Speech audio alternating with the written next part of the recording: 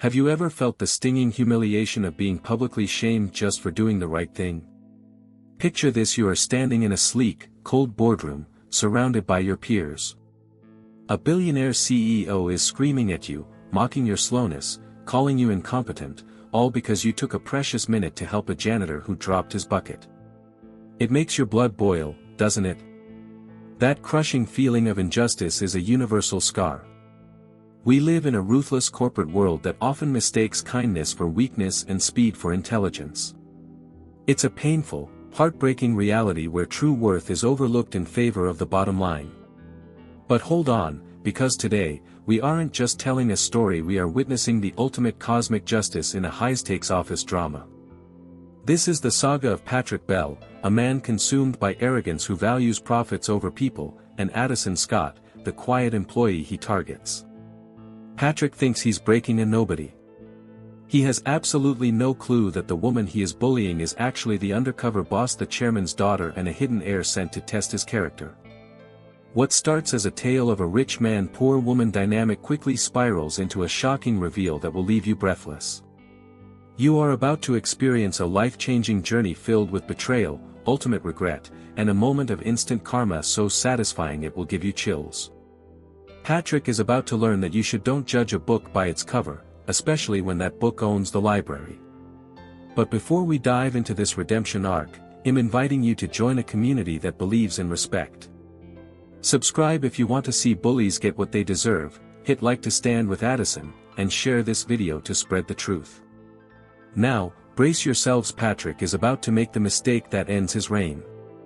The air in the boardroom was so thick you could cut it with a knife, stifled by the massive ego of one man. Patrick Bell, our billionaire CEO, strutted across the polished floor like a king inspecting his subjects, radiating a toxic level of arrogance. He didn't just walk, he owned the space, making sure everyone felt infinitely small in his presence. It's that classic office drama vibe where the boss thinks he's a god and the staff are just peasants, isn't it? He slammed a folder on the table, the sound echoing like a gunshot, signaling that someone was about to pay dearly. His eyes scanned the room, hunting for a victim, and unfortunately, they landed on the quietest person there.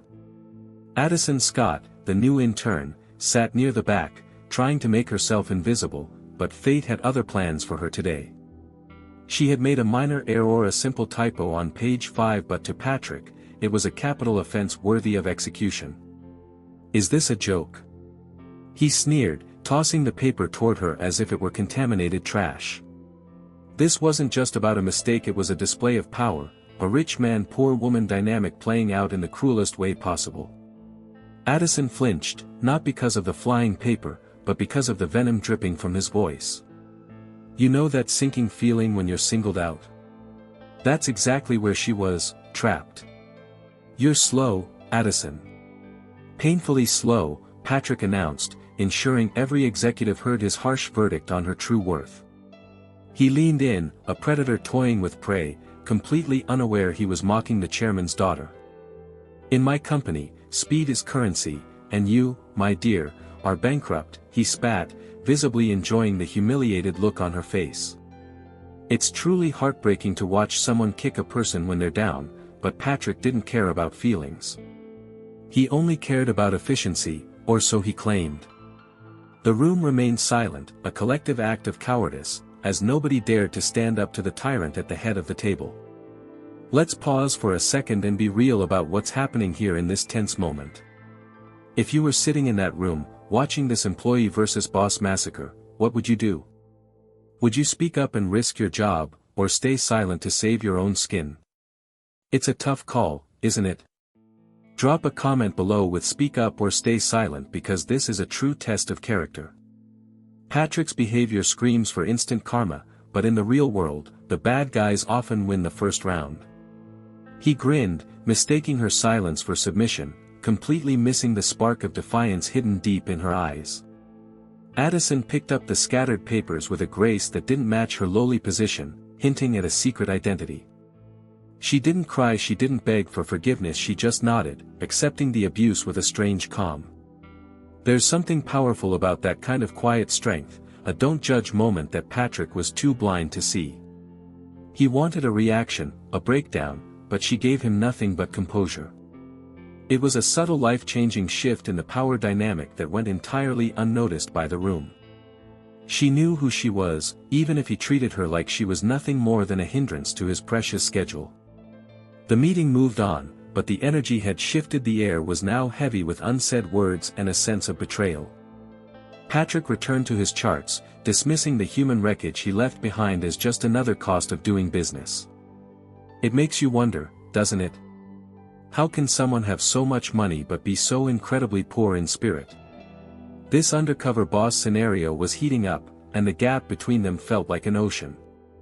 Addison's colleagues avoided her gaze, guilt written all over their faces, complicit in their silence. They didn't know a shocking reveal was brewing, one that would eventually turn their world upside down. As the meeting adjourned, Patrick stormed out, already on a call, his mind racing to the next big deal. He believes the world runs on his time, oblivious to the storm clouds gathering directly over his head. But here is the thing about ultimate regret: it usually starts with a moment of supreme, unchecked confidence. He thinks he's dealt with the problem, but he's actually just ignited a fuse that will blow everything apart. We are just scratching the surface of this workplace romance gone wrong. You won't believe how ruthless he gets when the doors close, and wait until you see how Addison fights back without saying a word. Patrick Bell didn't just manage a company, he commanded a high-velocity war zone where silence was suspicious and rest was a crime. To him, the office floor wasn't a collaborative space, but a gladiatorial arena where only the ruthless survived the daily office drama. He prowled the sleek, glass-walled corridors with a predator's gait, his phone permanently fused to his ear as he barked orders that sent visible tremors through the rows of cubicles. You have likely encountered a billionaire CEO like this in your nightmares, a man who views human empathy as a rusted gear in his pristine engine. His philosophy was terrifyingly simple and non-negotiable. If you aren't sprinting until your lungs burn, you're a dead weight dragging down his stock price. It was a suffocating environment, cultivated carefully by his immense arrogance, where employees were treated like disposable batteries, to be drained and discarded without a second thought. Every single interaction Patrick had was purely transactional, stripping away any semblance of human connection or recognition of true worth. He would brutally cut people off mid-sentence, claiming he got the gist before they could even articulate their ideas, effectively silencing innovation through intimidation. It creates this toxic, walking in eggshells culture where everyone is terrified to breathe wrong, let alone suggest a better way of doing things. He actively championed the rich man-poor woman divide, keeping himself perched high above the worker bees he so openly despised. Addison Scott watched this unfolding tragedy daily, observing with a keen eye how he dismantled human spirits with nothing more than a dismissive glance or a cruel sigh. It is truly wild and unsettling to think that someone so successful on paper could be such an absolute failure at the basic art of being a human being. The contrast within the office walls was stark and depressing.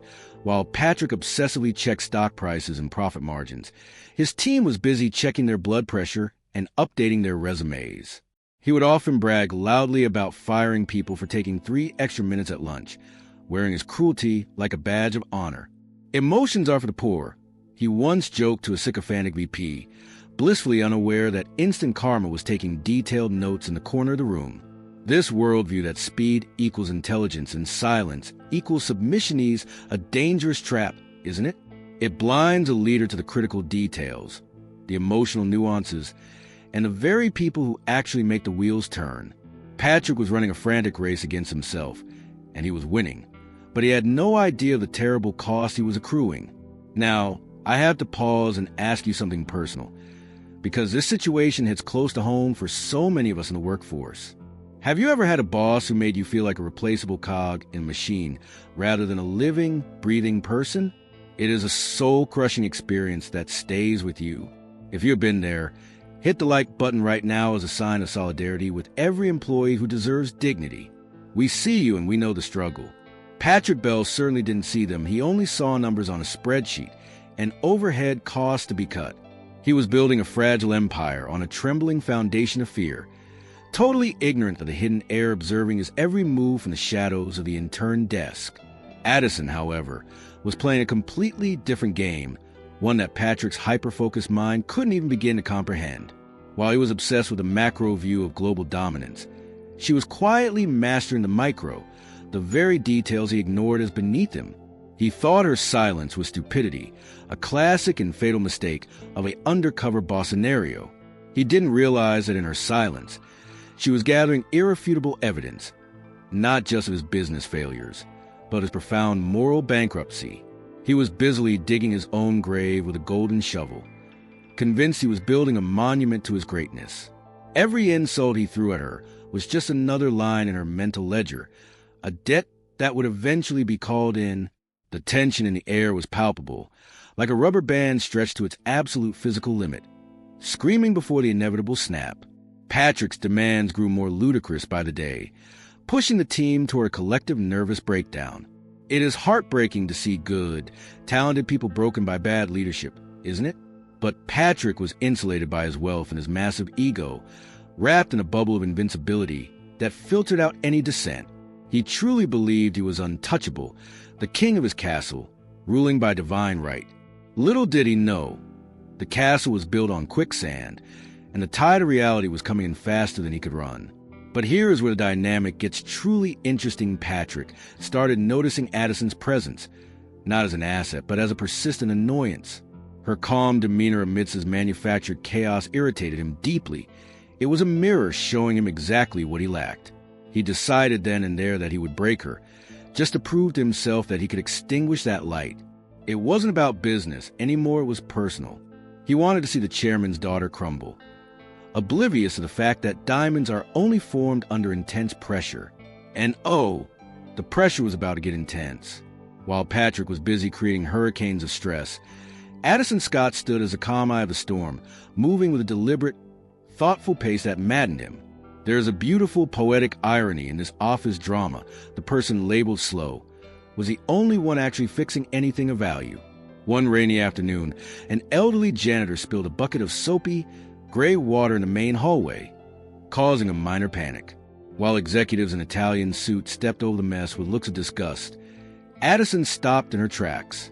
She didn't just walk, but she got down on her knees, ruining her trousers, to help him clean it up. It was a simple human act, but in that sterile building, it was a revolutionary declaration of values. Patrick witnessed this scene from his glass office above, shaking his head at what he perceived as a gross waste of billable hours. She's cleaning floors now? That's her true worth right there. He laughed to a colleague, doubling down on his insufferable arrogance. But he completely missed a look of profound gratitude in the janitor's eyes, a loyalty that his money could never buy. This is a classic undercover boss moment, where the true leader sees a humanity that the manager ignores. Addison wasn't just cleaning a spill, she was building an unshakable alliance, one soul at a time. It proves that kindness isn't a weakness to be exploited. It is a strategic advantage that builds foundations of steel. She spent hours organizing files that had been thrown into absolute chaos by Patrick's reckless move fast and break things policy. She found contracts that were missing crucial signatures and invoices that hadn't been paid in months. She was saving the company thousands of dollars in silence, catching debris left by the storm, while Patrick was busy shouting about revenue targets. It is a life-changing lesson for anyone watching. Sometimes you have to slow down to speed up the results. But to Patrick, her meticulousness was just incompetence wrapped in a cheap suit. He couldn't see the hidden air polishing the rough diamonds he had carelessly discarded in his rush for glory. Let's take a quick moral inventory here, friends, because this speaks to who we are. If you saw a colleague being mocked for helping someone lower on the corporate totem pole, would you have the courage to step in? It is a real dilemma. Most people freeze, afraid of becoming the next target of the bully. Type ID help in the comments if you believe character matters more than status. Addison didn't care about the optics or office politics. She cared about the person in front of her. This rich man, poor woman narrative was flipping on its head. She was rich in spirit and empathy, while he was a destitute pauper in kindness. Despite Patrick's constant, grinding insult scalding her snail's pace or statue in front of clients, Addison never snapped back. She absorbed the toxicity like a sponge and converted it into resolve. A true redemption arc in the making, though not for herself. She was vetting him, giving him every conceivable chance to show a single shred of decency. But every time she offered him a rope to pull himself up, he used it to try and hang her career. It was heartbreaking yet deeply inspiring to watch her maintain her dignity in a literal zoo of cruelty. The staff started to notice, though, and the tide of opinion began to turn. Whispers filled the break room, not of mockery, but of deep respect. They saw what Patrick missed, that Addison was the glue holding their sanity together. She remembered birthdays. She listened to family problems. She was the secret identity of the office's heart. Patrick thought he was the engine driving the car, but Addison was the oil preventing the whole machine from seizing up and exploding. He was ruling through fear and noise. She was leading through service and silence. But Patrick, blinded by his own reflection in the mirror, decided that her slowness was a cancer he needed to surgically cut out. He couldn't stand that she didn't fear him. Her calmness was an affront to his chaotic authority. He needed a way to get rid of her that looked like legitimate performance management. He needed to set a trap so impossible, so devious, that even her shocking reveal wouldn't save her. He was about to play a dirty game. Unaware, he was playing it against the grandmaster of the board. Patrick summoned Addison to his office late on a Friday afternoon, the timing calculated perfectly to ruin her weekend. He slid a massive, dusty stack of disorganized financial records across a mahogany desk, a wicked gleam in his eyes. "I need a full audit of the last 5 years, cross-reference with our international accounts," he said, checking his Rolex with theatrical boredom. "By Monday morning, or don't bother coming back." It was an impossible deadline, a clear setup designed to force her to quit in despair. This wasn't management. It was a brutal betrayal of fair play and decency. He leaned back in his leather chair, expecting tears, begging, or a resignation letter right then and there. "If you can't handle the heat, Addison, maybe you belong in the mailroom with the other slowpokes," he sneered. It was a peak of employee versus boss warfare, a strike intended to crush her spirit. He was banking on her failure, needing it to validate his twisted belief that she was worthless. But Addison just looked at the stack, then at him and nodded slowly. "They'll get it done," she said quietly. Her acceptance wiped the smirk right off his face. He wanted to fight, but she gave him a challenge. This moment creates such a knot in your stomach, doesn't it? We have all faced that mountain of work dumped on us by someone who secretly or openly wants to see us fall. It is an abuse of power, plain and simple, and it boils the blood. Patrick wasn't asking for work. He was asking for a miracle, convinced she couldn't deliver it. He viewed this as a final nail in her coffin, a way to legally purge the slow element from his sleek machine. He didn't know he had just handed the chairman's daughter the keys to his closet of skeletons. Think about the sheer resilience it takes to say yes when the world is screaming give up. It is a life-changing mindset shift. Addison took the heavy boxes without a single complaint, knowing this was her ultimate test. She wasn't just fighting for her job. She was fighting to expose a rot in the system from the inside out. Patrick watched her leave, chuckling to himself, "She's gone by noon tomorrow." His arrogance was so loud it deafened him to the reality of who he was dealing with. The office emptied out, the lights flickering off one by one, leaving Addison alone with the hum of the servers and the ghost of Patrick's mockery. She wasn't just facing a deadline, she was facing a labyrinth of numbers intended to confuse and break her. But here's the thing about don't judge moments the person you underestimate is often the most dangerous one in the room. She cracked her knuckles, opened the first file, and began the work that would eventually lead to his ultimate regret. She saw patterns where Patrick saw only profit margins. She saw holes where money was leaking, errors that had been glossed over by fast employees who didn't care. This wasn't just data entry, it was forensic detective work.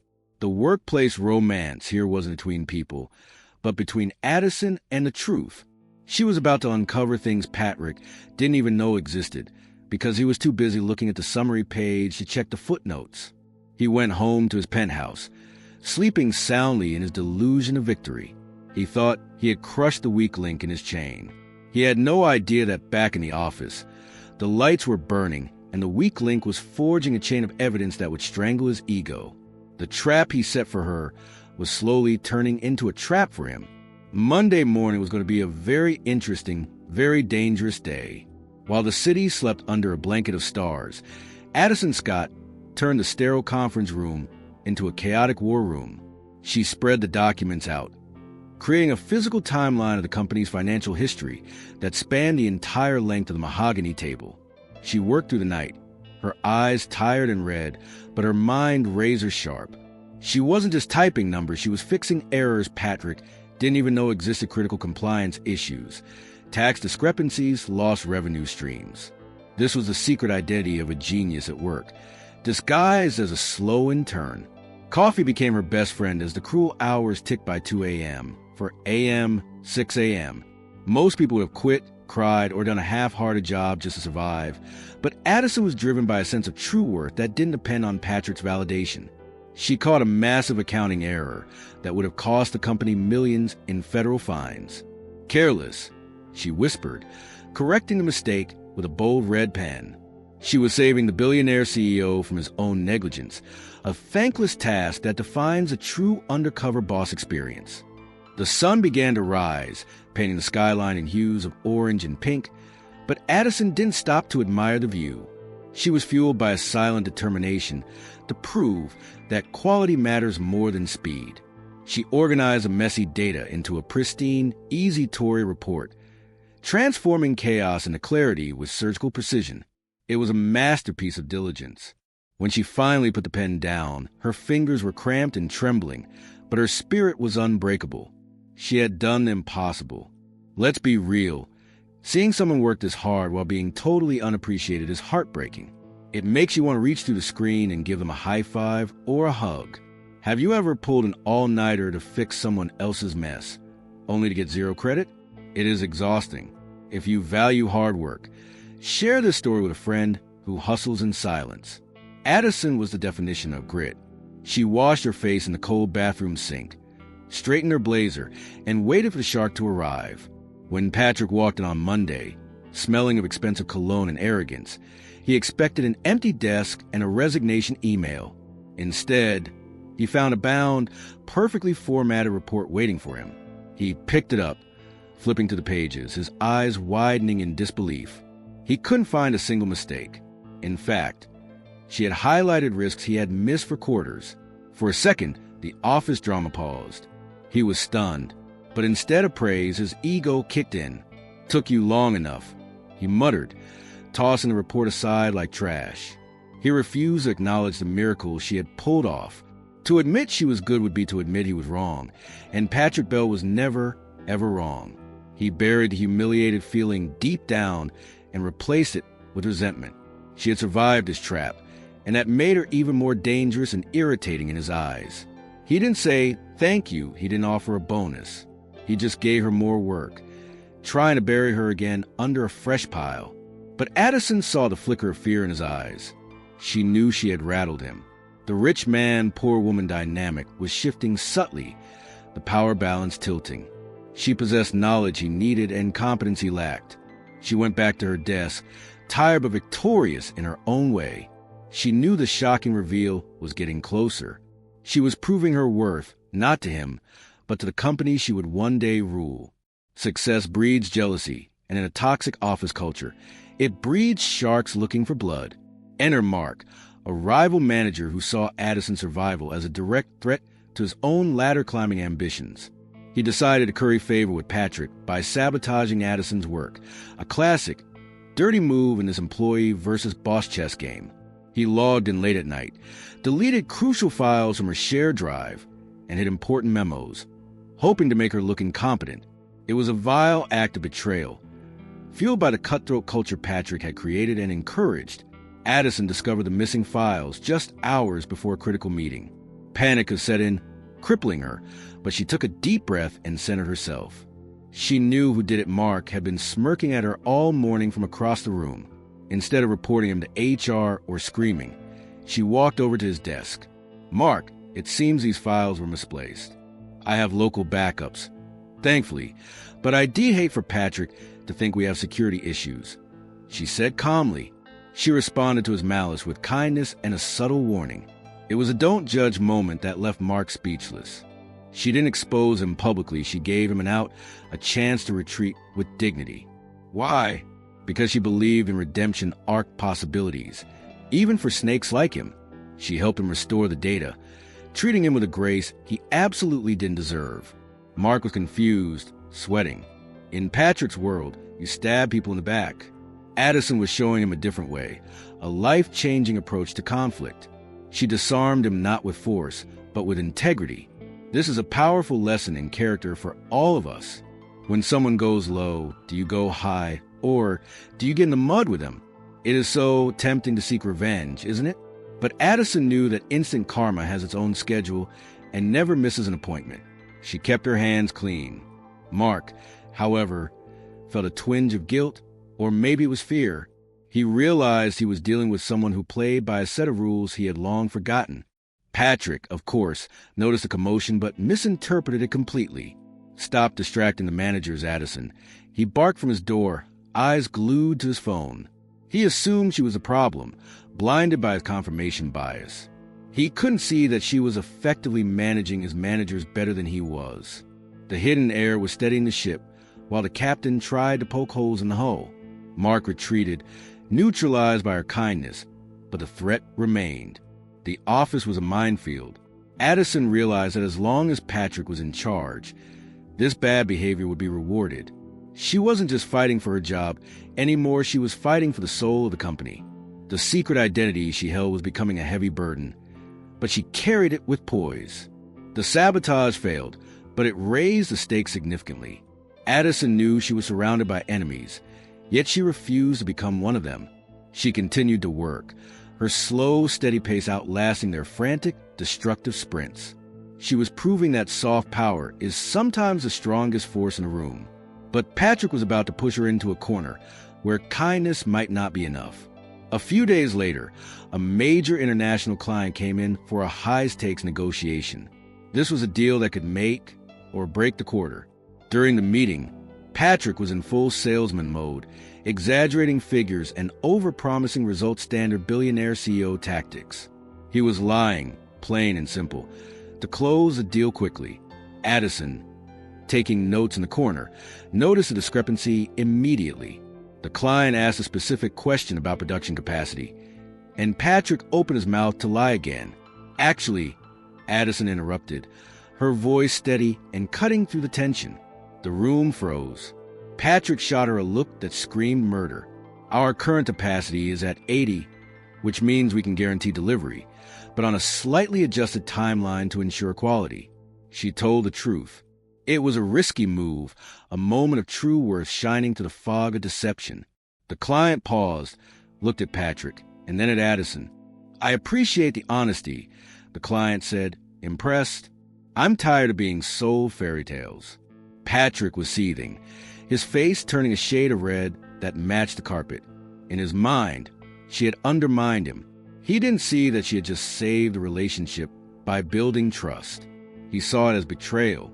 After the client left, happy with the transparency, Patrick exploded. How dare you speak? He screamed, throwing a pen across the room. You made me look weak. He dismissed her integrity as a lack of business killer instinct. It was heartbreaking to see him punish the very trait that secured the client's respect. This is the core conflict, the liar versus the truth teller. Who do you trust? A boss who lies to get the money, or an employee who tells the truth to keep the trust? It is a no-brainer for us, but for Patrick, it was treason.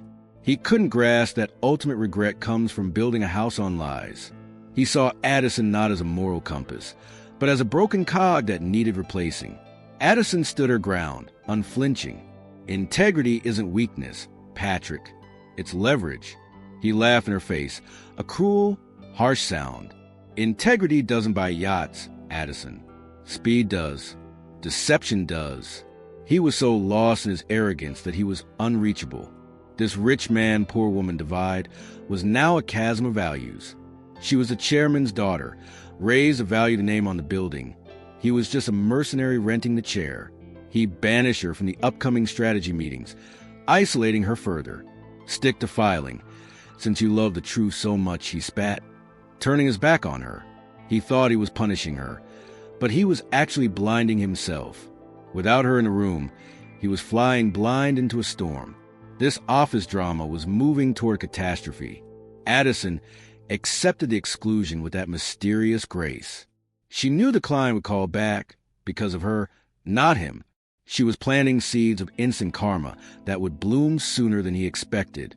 Patrick thought he had silenced her, but the truth has a way of echoing, especially when you try to suppress it. The annual company gala was the event of the season: champagne, black ties, caviar, and the who's who of the industry rubbing shoulders. Everyone was invited, except one person. Patrick made a point of stopping by Addison's desk at 5 p.m. on the day of the party. Someone has to man the phones or international calls, he said with a cruel, satisfied smirk. You're staying behind. It was a petty, high school-level move to ensure she felt humiliated and excluded from the inner circle. While the rest of the staff dressed in their finest gowns and tuxedos, Addison remained in her office where, watching them leave one by one. It was a modern-day Cinderella moment, minus the fairy godmother and the pumpkin carriage. The heartbreaking reality of being the outcast stung, but she didn't complain. She sat in the empty, dark office, the silence deafening, illuminated only by the glow of her monitor. Patrick wanted her to feel small, to feel like she didn't belong in his glittering world. But hayraced the twist while they were partying. Addison was actually fielding calls from the chairman's private line, her father. She was giving him a status report, not on the numbers, but on the culture. He's lost his way. Dad, she whispered into the receiver. The undercover boss was working while the tyrant played. Patrick was toasting to his own success, unaware that the person he locked in the tower held the keys to the kingdom. Imagine the loneliness of that night. Have you ever been left out on purpose? It cuts deep. If you've ever felt like the outsider, you know the strength it takes to keep your head up. Addison used the quiet time to reflect on her mission. She wasn't there to destroy Patrick. She was there to save the company from him. Her secret identity was her shield against the isolation. At the gala, Patrick joked about the slow intern holding down the fort, getting cheap laughs from his sycophants. He felt powerful, exerting total control over her life. But his laughter was hollow. Deep down, he knew he was a bully, and bullies are always afraid. He was drinking to drown out the gnawing feeling that he was a fraud. Instant karma was just checking its watch, waiting for the perfect moment to strike. Back at the office, Addison finished her shift. She walked to the window and looked out at the city lights, imagining the party she was missing. She didn't need a party to know her value. She knew that true worth isn't found in a champagne glass, it's found in duty. She packed up her things, ready for the final act. Patrick had had his fun. Now it was time for reality to set in. The next morning, the staff returned hungover and tired. Addison was fresh, prepared, and sharper than ever. The contrast was undeniable. Patrick looked at her with disdain, angry that she hadn't quit, angry that she didn't look broken.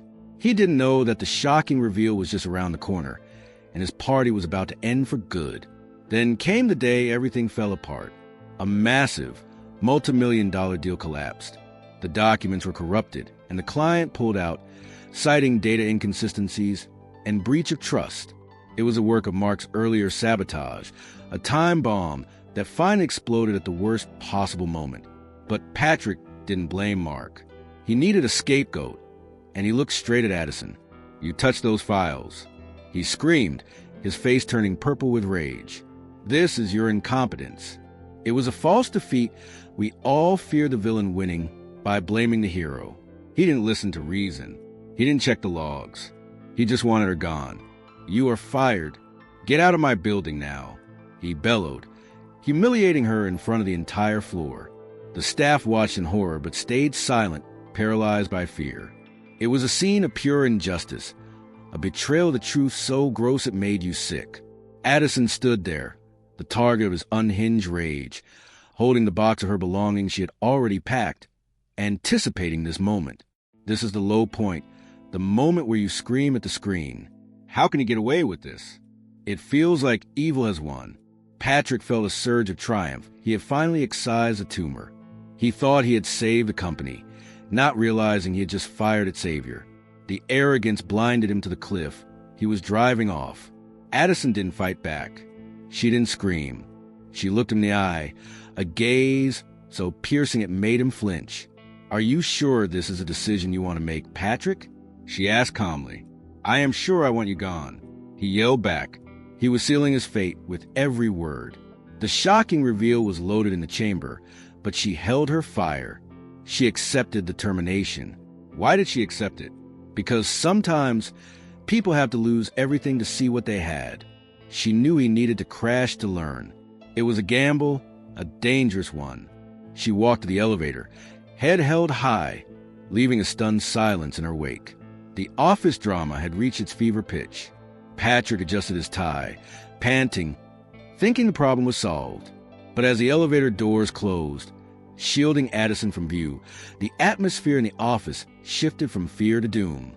The slow employee was gone, and with her, the safety net. Patrick had just thrown away the parachute mid-free fall. He smirked, back to work, everyone. But nobody moved. The air was heavy with the stench of instant karma. This wasn't just a firing, it was an execution of justice. But wait, because the story isn't over. In fact, Patrick's nightmare was just beginning. He thought he had won, but he had just triggered the countdown to his own ultimate regret. Before Addison stepped onto that elevator, she did something that would haunt Patrick for days. She stopped, turned, and handed him a small, sealed envelope. "Open this when you realize what you've lost," she said, her voice echoing in the silent room. True leadership isn't about how fast you run, Patrick. It's about who you bring with you. It was a cryptic warning, delivered with a don't judge authority that confused him. Patrick snatched the envelope and tossed it onto a desk, laughing. Dramatic to the end, he scoffed. He dismissed her words as the ramblings of a loser, but the staff heard it. They felt the weight of that statement. It was a prophecy. Addison's exit was graceful, mysterious, and deeply unsettling. She didn't leave like a fired employee. She left like a queen abdicating a throne to a jester. As she walked out of the building, she felt the cool air of freedom. The undercover boss mission was technically over, but the lesson wasn't complete. She needed Patrick to fill the void she left behind. It was a harsh method, but necessary for a redemption arc. Sometimes you have to let the building burn a little so they understand the value of the firefighter. Patrick returned to his office. Fueled by adrenaline, he felt lighter, unburdened. He poured himself a drink, celebrating his victory, but his eyes kept drifting to that envelope on the outer desk. What did she mean? True leadership. He scoffed again. "I am the leader," he muttered. His arrogance was a security blanket, keeping the cold truth at bay. The warning was a seed planted in his subconscious. What you've lost. He looked around his sleek empire. He hadn't lost anything, right? He was the billionaire CEO. He had everything. But as the hours ticked by, the silence in the office felt different. It wasn't the silence of productivity. It was the silence of a graveyard. Addison Scott was gone. The hidden heir had vanished into the city. Patrick was now alone with his sycophants and his speed. He didn't know that the gears of the company were already starting to grind. He had ignored the warning, treating it as noise. It was a classic hubris moment before the fall. Have you ever been given a warning you ignored, only to regret it later? It's a gut punch feeling. Patrick was walking around with a ticking time bomb in his pocket, thinking it was a gold watch. The slow girl had left him with a riddle, and the answer was going to destroy him. It took less than 24 hours for the wheels to come off completely. Without Addison, the office descended into absolute, unmitigated chaos. Files that were magically organized were now lost in the ether. The janitorial staff, demoralized, stopped going the extra mile. Meetings were missed. The slow employee was actually the glue holding the team together. And now the office drama was a tragedy of errors. Patrick screamed for files, but nobody knew where they were. Where's the Anderson contract? He yelled, throwing papers in the air. Addison used to handle that. Someone whispered, terrified. Well, find it, he roared. But they couldn't. Addison's system was intuitive to her, but a maze to them. The efficiency Patrick prized so much plummeted. It turns out her slowness was actually meticulous quality control. The true worth of her presence became painfully obvious in her absence. A major server crash happened on Tuesday. Usually, Addison fixed these issues quietly before anyone noticed. Now, the system was down for hours. Clients were calling, angry, threatening to sue. Patrick was losing money by the second. He realized with a sinking heart that he had fired his most valuable asset. The instant karma was swift and brutal. The speed he loved so much was now working against him. The company was crashing fast. He stormed out his office, looking for someone to blame, but he only saw exhausted, terrified faces. He realized he had no allies, only hostages. The realization hit him she did all of this? The incompetent girl was running the show from the shadows. It was a life-changing shock to his system. His arrogance began to crack, revealing the panic underneath. He tried to do her work himself, but he couldn't even decipher the filing codes. He was a captain who didn't know how the engine room worked. He sat amidst piles of paper, head in his hands. The ultimate regret was starting to set in. He had thrown away the diamond because he thought it was a rock. The staff watched him unravel. They knew. They had always known. The employee versus boss dynamic had shifted. Now the boss was the one drowning. It was a vindication for every quiet worker who keeps the world turning. Patrick was learning the hard way that you don't know what you've got till it's gone. The chaos wasn't just operational, it was emotional. The soul of the office had left. There was no kindness, no buffer between them and Patrick's rage. And without Addison to absorb the blows, the team started to quit. One by one, resignations landed on his desk. His empire was crumbling. Desperate to salvage the situation, Patrick rummaged through Addison's old desk, hoping to find a manual or a clue. Buried in the bottom drawer, under a stack of sticky notes, he found a battered notebook. He opened it, expecting doodles or grocery lists. Instead, he found genius. It was filled with strategic plans, cost-saving analysis, and solutions to problems he hadn't even identified yet. She was solving the company's biggest problems in secret. He flipped the pages, his hands shaking. Project Alpha optimization, client retention strategy, employee morale fixes. It was all there. She hadn't just been doing her job, she had been doing his job, and doing it better. This secret identity revelation hit him like a physical blow to the gut. She wasn't slow, she was thorough. She wasn't stupid, she was brilliant. He saw notes about him too. Patrick struggles with insecurity, projects it as anger, needs support, not judgment. She had psychoanalyzed him with empathy, even while he abused her. It broke him. He read her words of kindness in the face of his cruelty. It was a heartbreaking mirror held up to his soul. He saw himself through her eyes, scared, broken man lashing out at the world. My God, he whispered, what have I done? The redemption arc began here, in the wreckage of his ego. He realized a hidden heir to the company's success was the woman he mocked. The notebook was proof of his failure as a leader and a human.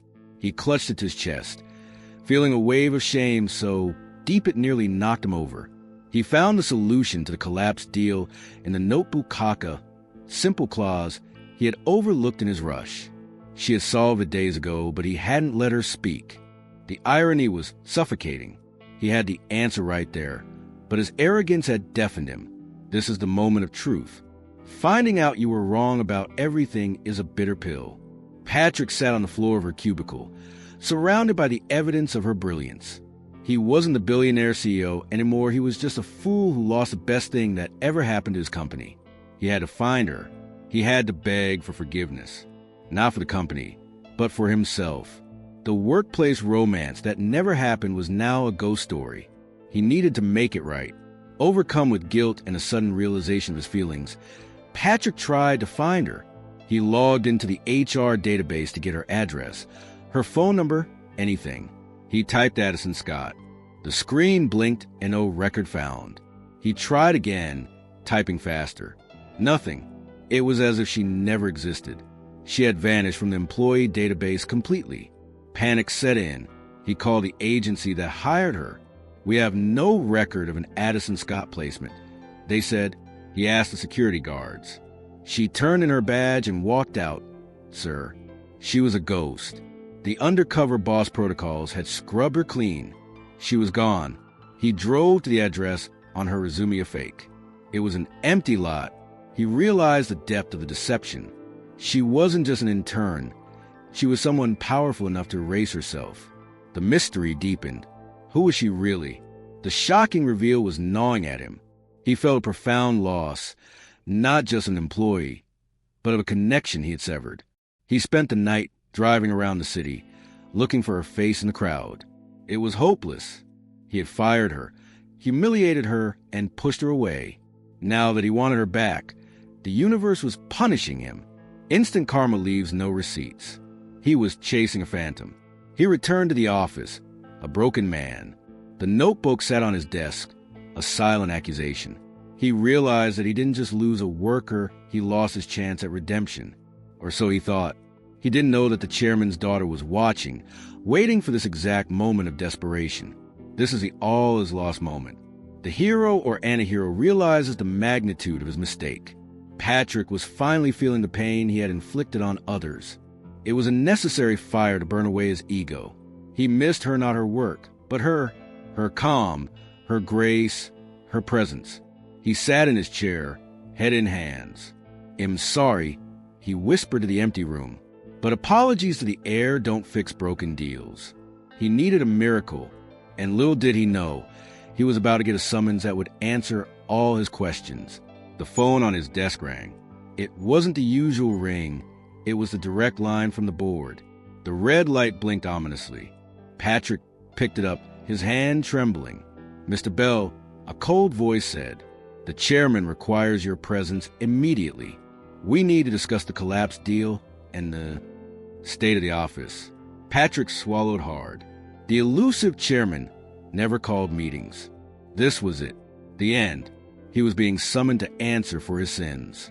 He grabbed Addison's notebook, thinking maybe it could save him, or maybe just as a talisman. He fixed his tie, looked at his haggard reflection, and walked toward the elevator. This was the walk to the gallows. He arrived at the top floor, the executive suite he had only visited once. It was silent, intimidating. The office drama had escalated to the highest level. He felt small, stripped of his billionaire CEO bravado. He was just a naughty child being called to the principal's office. The fear of ultimate regret was choking him. He thought about Addison. If she were here, she would tell him to tell the truth, to own his mistakes. He decided, for the first time in his life, to drop the act. He would go in there and confess. He would show them a notebook and tell them the slow intern was the real genius. He would fall on his sword. The secretary nodded him toward the massive double doors. "He is waiting," she said. Patrick took a deep breath. He pushed the doors open. The room was dimly lit. A massive chair turned away from him towards a window. "Sir, I can explain," Patrick started, his voice cracking. "I made mistakes. Huge mistakes." He poured his heart out, admitting his arrogance, his blindness, his failure. He didn't make excuses. He just told the truth. The chair didn't move. The silence stretched, agonizing. Patrick waited for the yell, "The you're fired." But instead, the chair slowly began to swivel around. The chair turned fully. Sitting there was an old man in a suit. It was Addison Scott. She was wearing a tailored executive suit, looking powerful, regal, and utterly commanding. The shocking reveal hit Patrick like a freight train. His knees actually buckled. "Addison?" He gasped, his brain unable to process the image. "Hello, Patrick," she said, her voice cool and authoritative. "I believe you know my father, the former chairman. I took over the seat 6 months ago." She was the chairman's daughter, no. She was a chairman. The undercover boss was a woman he had called slow and worthless. Patrick stood frozen. The memories of every insult, every mockery, every humiliation he had hurled at her crashed down on him. He had bullied his boss. He had fired the owner of the company. The instant karma was nuclear. He looked at her, then at the floor, unable to meet her gaze. I didn't know," he stammered. "That's the point, Patrick," she said, standing up. "You treated the intern like trash because you thought she had no power. True character is how you treat those who can do nothing for you." Her words cut him deeper than any knife. It was the ultimate don't judge lesson. She walked around the desk, closing the distance. "I came undercover to find a worthy successor. I was looking for a leader." She paused, letting the disappointment hang in the air. "Instead, I found a tyrant." Patrick hung his head, tears of shame stinging his eyes. He had failed the test in the most spectacular way possible. But then, She saw the notebook in his hand. Her notebook. She saw the genuine remorse in his posture. He wasn't fighting, he was surrendered. I read it, he whispered. You were right about everything, especially about me. This is the climax we waited for. The rich man, poor woman script flipped. She held all the cards. She could crush him right now. She could fire him, blacklist him, destroy him. It would be justice. But Addison wasn't Patrick. She operated on a different frequency. Addison looked at the broken man before her. She saw the change. The old Patrick would have argued this Patrick was owning his failure. I fired the best person in this company, Patrick said, his voice thick with emotion. I don't deserve to be here. He'll pack my things. He turned to leave, accepting his fate. Wait, Addison said. Patrick stopped. You made a mess, Patrick. A colossal mess. But you also did something today you've never done before. You told the truth. She walked over to him. Everyone deserves a redemption arc, if they are willing to do the work. She offered him a deal, not as CEO, but as a partner under her guidance. He would have to earn his way back, rebuild the trust, and learn the slow way. I'm offering you a second chance, Patrick. Not because you earned it, but because I believe people can change. It was a life-changing offer of grace. Patrick looked at her, stunned. Why? He asked. After everything I did? Addison smiled, a genuine, warm smile. Because I saw you reading the notebook. You care. You just forgot how to show it. The workplace romance undertone finally surfaced, not as a tour affair, but as a deep, forged connection. He took her hand, not as a boss shaking a subordinate's hand, but as an equal humbling himself. I won't let you down, he promised. And for the first time, he meant it. He wasn't racing anymore. He was ready to walk, step by step, with her. The story ends not with a firing, but with a new beginning. Patrick Bell, the arrogant CEO, died that day. In his place stood a man ready to learn. Addison Scott, the hidden heir, had found her successor. She just had to break him first to build him back up. They stood there, the city skyline behind them, ready to rebuild the company together. It was a victory for kindness, a triumph of true worth, and a reminder that sometimes the biggest boss moves happen in silence. And who knows, maybe speed and slowness are the perfect combination after all. Patrick Bell learned the hard way that the fastest route to the top often leads to a cliff, while the slow road of integrity builds a mountain. It's a powerful reminder that in a world obsessed with speed, kindness is the only currency that truly appreciates over time. If you also believe that true power comes from how we treat the powerless, and not just the powerful, then you have found your home. Subscribe and join our community. We are building a movement that values the human soul over the bottom line. Now, I need you to take action in 3 simple steps.